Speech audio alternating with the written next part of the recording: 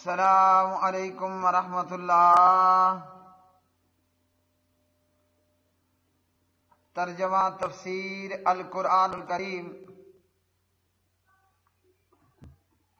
سبق نمبر 340۔ الانفال، آیت 72 تا 75، پارہ نمبر 10۔ اعوذ باللہ من الشیطان الرجیم۔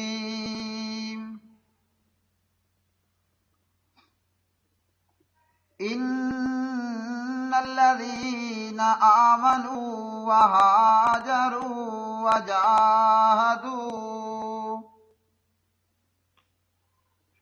وجاهدوا بأموالهم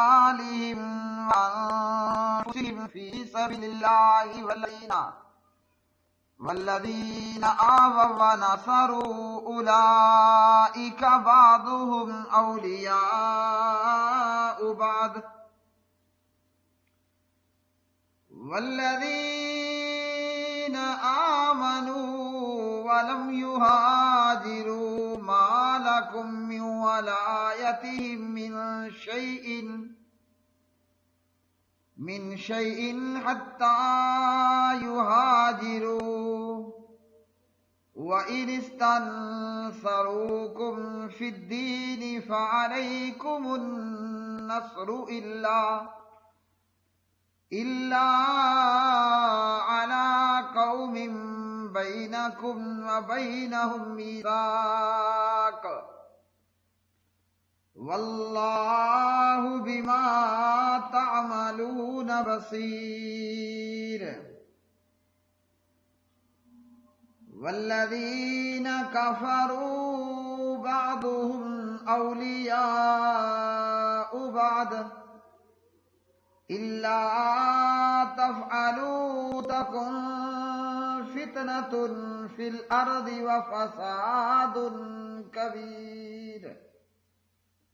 والذين آمنوا وهاجروا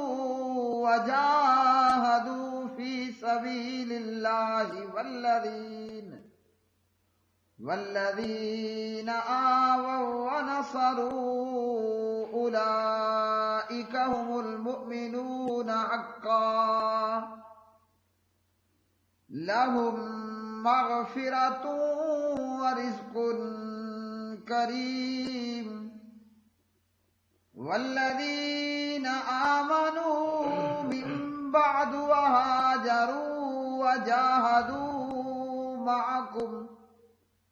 وجاهدوا معكم فأولئك منكم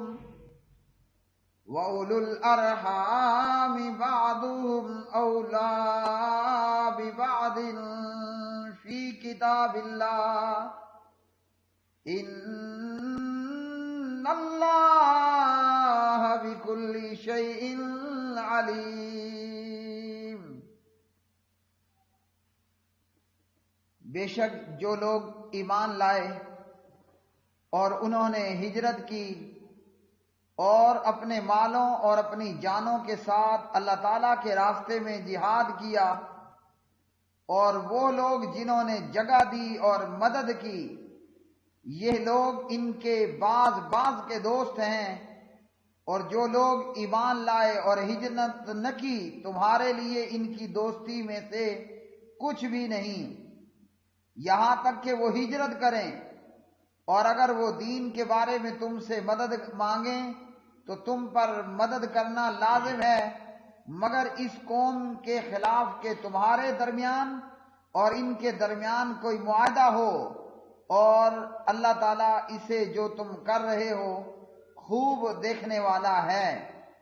اور جن لوگوں نے کفر کیا ان کے بعض کے دوست ہیں، اگر تم یہ نہ کرو گے تو زمین میں بڑا فتنہ اور بہت بڑا فساد ہوگا۔ اور جو لوگ ایمان لائے اور انہوں نے ہجرت کی اور اللہ تعالیٰ کی راہ میں جہاد کیا، اور وہ لوگ جنہوں نے جگہ دی اور مدد کی، وہی سچے مومن ہیں، انہی کے لیے بڑی بخشش اور باعزت رزق ہے۔ اور جو لوگ بعد میں ایمان لائے اور ہجرت کی اور تمہارے ساتھ مل کر جہاد کیا تو وہ تم ہی سے ہیں، اور رشتے دار اللہ تعالیٰ کی کتاب میں ان کے بعض کے زیادہ حقدار ہیں۔ بے شک اللہ تعالیٰ ہر چیز کو خوب جاننے والا ہے۔ انا بے شک الذین وہ لوگ جو آمنو ایمان لائے، وہاجروا اور انہوں نے ہجرت کی، وجاہدوا اور جہاد کیا،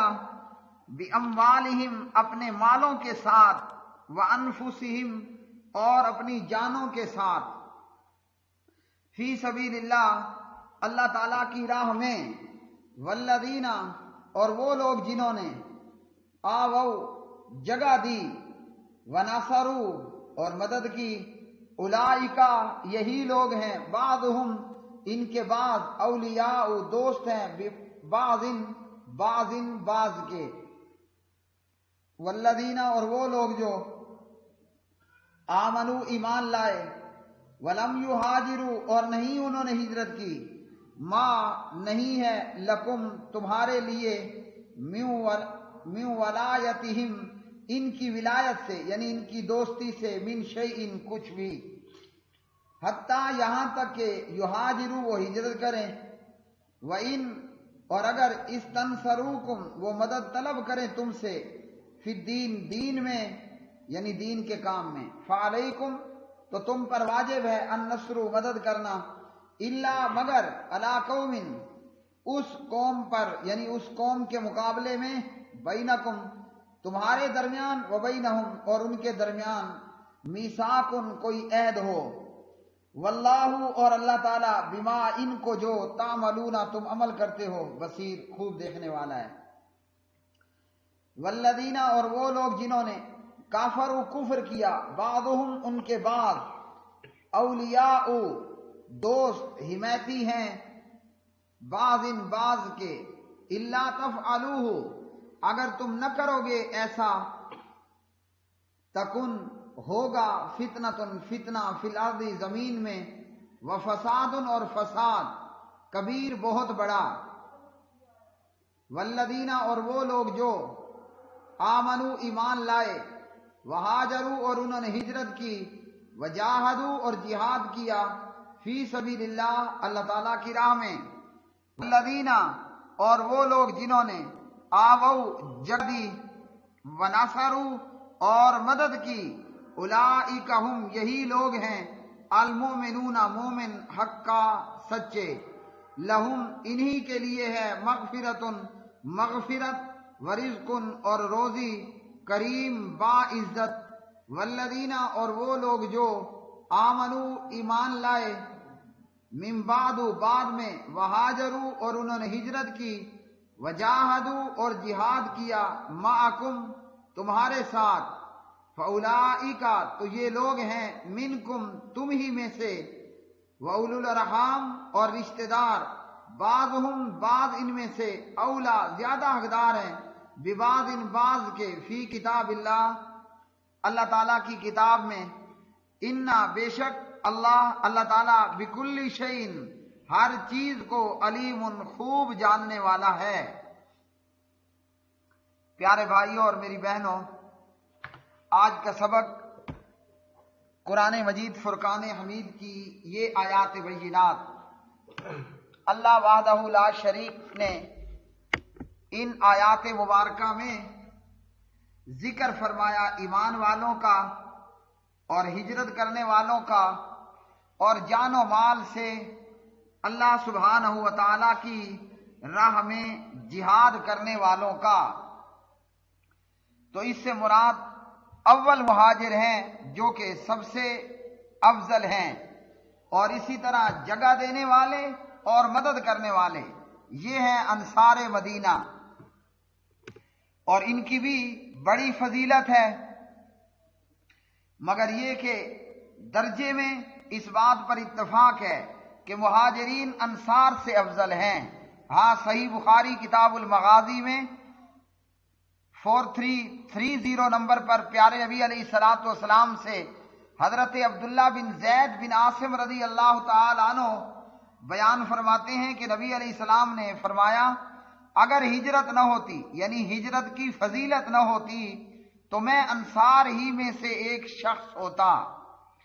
مہاجر مکہ سے ہجرت کر کے مدینہ آنے والے اور انصار مدینہ میں موجود وہ مسلمان کہ جنہوں نے ان مہاجرین کو جگہ بھی دی اور ہر طور طریقے سے، ہر زاویے سے، ہر نقطے سے، ہر طرح سے اپنے ان مہاجرین بھائیوں کی مدد بھی کی، اور پھر انہی لوگوں نے اللہ سبحانہ و تعالیٰ کی راہ میں جہاد بھی کیا۔ تو فرمایا اللہ رب العالمین نے ان کے بعد کے دوست ہیں، اور یہاں ہجرت کے بعد مہاجرین و انصار کے بیچ میں بھائی چارہ پیدا کیا گیا، جو کہ پیارے نبی علیہ الصلوۃ والسلام نے مہاجرین اور انصار کے درمیان قائم کیا، اور جس کی بنا پر اس معاشرے میں موجود رواج کے مطابق آپس میں بھائی بننے والے